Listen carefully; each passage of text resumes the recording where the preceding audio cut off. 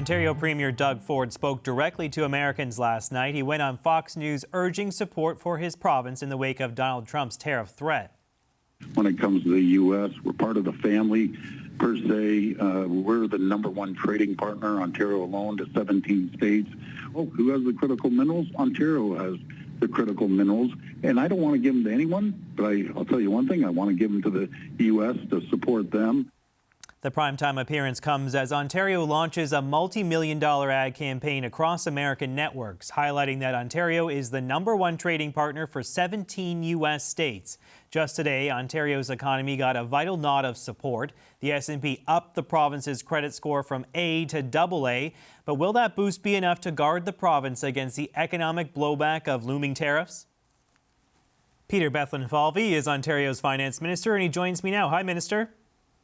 Great to be with you, JP. So Standard & Poor's just handed Ontario a credit rating upgrade, moving from AA- up from A+. Explain to our audience in practical terms why that's so significant for the province's finances. Well, it's great news for the province of Ontario. It's great news for the people of Ontario. What it does mean is the fiscal health of the province is improving. It's the first upgrade from S&P on Ontario since 2001. They downgraded the credit rating of the province of Ontario several times, and all the time the Liberals were increasing taxes. So we've been able to do this without raising taxes, actually cutting taxes, and get the credit rating upgrade. Why is this important? It helps lower our borrowing costs. It means that we're borrowing at cheaper rates, the best rates in all of Canada. We haven't been able to say that in about a decade. And that means that we're saving interest expense, $1 billion since last year in our public accounts, $1 billion. That's real money that we can then use to pay down debt, to invest in infrastructure, build the economy, and help people out like we are with their $200 taxpayer rebate checks. Yeah, so while the province is in relatively good financial shape, there is a big threat looming with President-elect Trump's threat of big tariffs that have the potential really to cripple our economy. Would a 25% tariff on all our goods blow a big hole through your budget? Oh, it would definitely have an impact. It reminds me, though, why it's so important, and I think this is really important, that you always focus on fiscal responsibility. You know, you always want to treat taxpayer money as very dear and make sure it goes to important priorities and be very responsible with their money. But it also, you know, if you think back, from time to time, we have situations like the financial crisis in 2008, COVID in 2020, and potentially we don't know what's around the corner. You never know. So you want to always have a fiscal strength, and that's what Ontario has today. Now, look, we've been working very hard on getting our message out to Americans, have been for some time. The $500 billion two-way trade, even between Ontario and the rest of the United States. We're the #1 or 2 trading partner with some 28 states in the U.S. There's more Canadian Football League footballs in governors of the U.S.'s offices because Doug Ford, the premier here, has been building those relationships for a long time. And we've got a great story to tell, and we're out there telling that story, marketing Ontario to Americans. We started those ads just recently in Washington, and they'll be running out for the next couple of months. They've got no better friend and ally than Canada, and of course, we're stronger together. I want to get to the ads in a second. I just want to stick with the tariffs, though. You know, some models suggest it could really tip us into a recession, right? If he goes ahead with that 25% tariff on all our goods, it would just be a nightmare for businesses, for consumers, and for governments. You mentioned the checks. You're about to send $200 checks to every taxpayer. It's about a $3 billion cost. You're still dealing with a budget deficit of about $6.6 billion. Is it not smart to keep our powder dry? Would it not make more sense to hold back some of that spending, given what could be coming in the new year? It's, by the way, it's not either or. We're able to provide checks at a time that many people in Ontario are struggling. A family of 5, that means $1,000 that we'll be putting in their pockets early in the new year. You know, our fiscal health is very strong. We're able to do this from a position of fiscal strength, as evidenced by the upgrade from credit agency Standard & Poor. By the way, they did that upgrade after we made the commitments on the checks.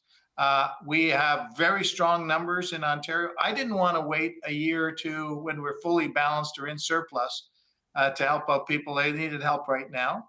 And look, we're going to be dealing with a bunch of risks. Obviously, the U.S. Relationship is one that we're navigating. We've got the global economy. There's a lot of geopolitical risk. And that's why, again, it's so important to come from a perspective of fiscal strength as we are in Ontario. And we'll deal with any situation that's around the corner. We're talking to the business. We're talking to Ottawa. We're talking to Washington. We're talking to people in the States. We're talking across the aisle. And we're going to work this out together because we are, I think the bottom line is we are stronger when we work together. And that doesn't mean just between Canadians, but also together as trading partners. You mentioned that big American ad campaign. Doug Ford was just on Fox News yesterday. Is there any early signs that your message is punching through, that some Americans are starting to understand better that these tariffs would be bad for their economy too? Oh, without question, we're getting a lot of feedback. 9 million people wake up every day in the United States to go to work on building products that come into Ontario for Ontario consumers and businesses. So there's a long, rich history, hundreds of years of two-way trade, families, connections, and we're stronger when we trade together, when we have supply chains like auto manufacturing parts that go across 7 or 8 times. So there's a lot of binds that take us together to build us that we're more impenetrable together than apart. The federal finance minister, Chrystia Freeland, is expected to table her fall economic statement any day now.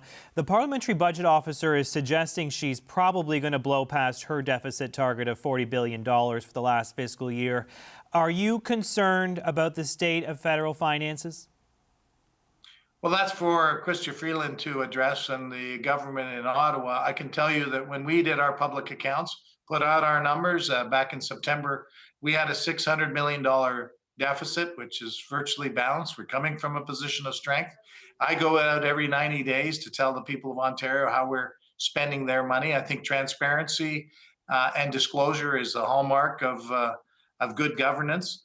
And I would just hope that they continue to treat taxpayers' money wisely, that they continue to make the appropriate investments. But I'll let Chrystia Freeland speak for herself. I just had the Liberal Premier of New Brunswick, who was newly elected, on the show a couple weeks back, and she said she's worried about Ottawa's finances. She's worried about a national debt of more than $1.4 trillion. She's worried about a $40 billion deficit or higher.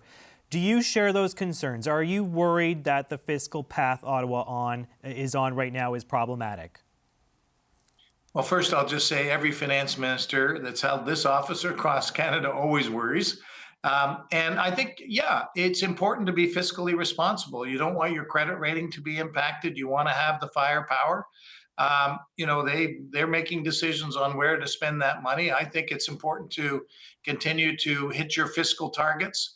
We're hitting them in Ontario. Hopefully they'll hit them when they disclose their numbers, that they're hitting their targets. It remains to be seen. But I just think it's so important to be able to come to deal with situations from a perspective of strength.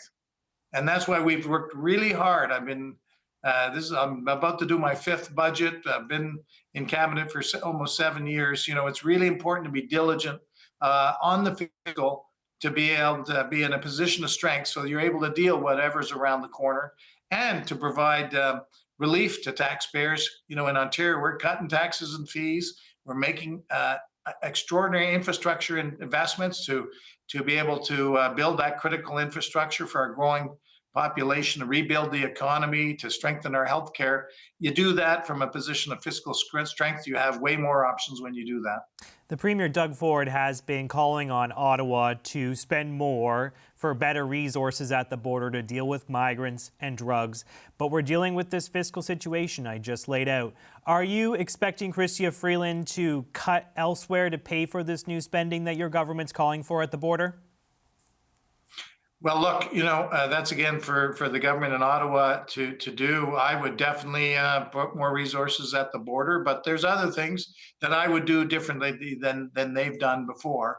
One thing we've done very well, I think, in Ottawa, in Ontario, is our public service has stayed pretty well flat over the 6 years that we've been in government. You've seen a very different focus in Ottawa by growing the public service some 40%. I'm not sure the outcomes are there that the people of Canada were expecting. So there's different things. There's things I would do very differently, but that's for them to decide and for the people to decide whether they're doing a good job or not. I think it is important to make the investments in the border, invest in keeping people safe, more money into crime, combating crime, more money into,